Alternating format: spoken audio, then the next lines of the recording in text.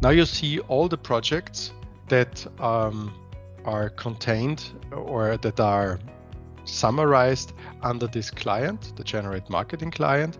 And you see several campaigns were tested or were run, a school book campaign in Africa, and some Christmas card campaign, for example. This is a bit outdated, honestly. And again, here the logic is the same as on the overview before, but so that means from the figures perspective, the scans, the number of unique users, and so on.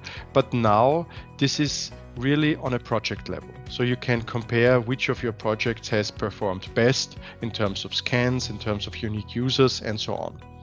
And again, here in this table, you can select figures. For example, let's select the scans. And then you really see for that selected project how the scan behavior was over time. And interestingly, you can also compare this and overlap it with other projects or with other campaigns, because often projects are synonyms for campaigns. So let's just select another project, another campaign, and you see here there's a different color. The red one is the Christmas card campaign, and the brown one is the Industries Verticals 2-pages example. And you see now the scan behavior and can compare in which times which campaign has performed better than the other.